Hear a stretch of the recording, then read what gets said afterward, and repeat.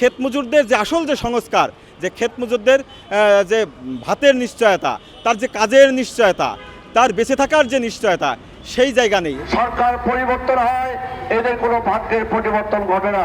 নিত্য প্রয়োজনীয় দ্রব্য নাগালের মধ্যে নিয়ে আসার যে দাবি, তাদের সন্তানদের শিক্ষার যে দাবি, তাদের চিকিৎসার যে দাবি, এটার কোনোটাই পূরণের ক্ষেত্রে বর্তমান সরকার উদ্যোগী ভূমিকা পালন করে নাই। যাদের রাষ্ট্র তাদের হাতে ফিরিয়ে দেন। অভ্যুত্থানে অধিকাংশ শ্রমজীবী মানুষ জীবন দিছে, কিন্তু অভ্যুত্থানের পরবর্তী সময়ে শ্রমজীবী মানুষের সংকট আরও গভীর হয়েছে। তাদের কর্মসংস্থানের যে দাবি, তাদের নিত্য প্রয়োজনীয় দ্রব্য নাগালের মধ্যে নিয়ে আসার যে দাবি, তাদের সন্তানদের শিক্ষার যে দাবি, তাদের চিকিৎসার যে দাবি, এটার কোনোটাই পূরণের ক্ষেত্রে বর্তমান সরকার উদ্যোগী ভূমিকা পালন করে নাই।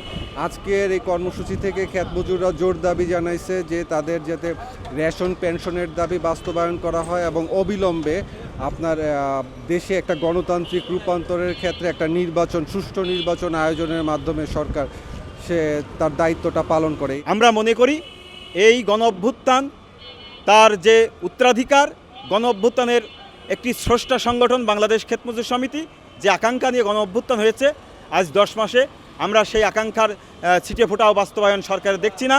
সরকার সংস্কারের নামে নানা রকম তালবাহানা করছে, কিন্তু ক্ষেত মজুরদের যে আসল যে সংস্কার, যে ক্ষেত মজুরদের যে ভাতের নিশ্চয়তা, তার যে কাজের নিশ্চয়তা, তার বেঁচে থাকার যে নিশ্চয়তা, সেই জায়গা নেই। দেশের অধিকাংশ মানুষ, যে শ্রমজীবী মানুষ যারা গ্রামে থাকে, ক্ষেত মজুরদের যে প্রকল্প, সেই প্রকল্পগুলো লুটপাট হচ্ছে। আমরা জানি 100 দিনের যে কর্মসৃজন প্রকল্প, সেই প্রকল্প ভূমিহীনদের না দিয়ে, ক্ষেত মজুরদের না দিয়ে বড় লোকদের দেওয়া হচ্ছে এবং দলীয় বিবেচনায় দেওয়া হচ্ছে।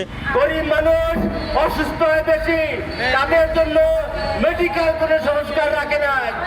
গরিব মানুষের সন্তানরা লেখাপড়া করতে পারে না, লেখাপড়ার পরে এডুকেশনের উপরে কোনো সংস্কার রাখে নাই। তাই সংগ্রামী বন্ধুগণ, আমরা বলতে চাই অবিলম্বে এই যে ইন্টারিয়াম গভর্নমেন্ট আছে, যার দায়িত্ব ছিল আগেই নির্বাচন দেওয়া, আমরা দেশে অরাজকতা দেখতে পাচ্ছি, আমরা দেশে মব ফাইন্যান্স দেখতে পাচ্ছি। এরকম করবেন না। যাদের করার কথা ছিল তারা কিন্তু নামে নাই। যাদের ক্ষুধায় পিঠ দেওয়ালে থেকে গেছে তারা কিন্তু রাস্তায় নামে নাই, তারা কিন্তু এই কামড়াকামড়ি করে নাই। আপনারা উস্কায়া দিবেন না। যাদের রাষ্ট্র তাদের হাতে ফিরিয়ে দেন। ওয়ালটন এখন দেশের সীমানা পেরিয়ে পৌঁছে গিয়েছে 50টিরও বেশি দেশে। ওয়ালটন, ঘরে ঘরে, বিশ্বজুড়ে। যে 30 লক্ষ মানুষ আত্মহত্যা দিয়েছে, 2 লক্ষ মা-বোন ইজ্জত দিয়েছে, তাদেরও অধিকাংশ এই গরিব খেটে খাওয়া মানুষ।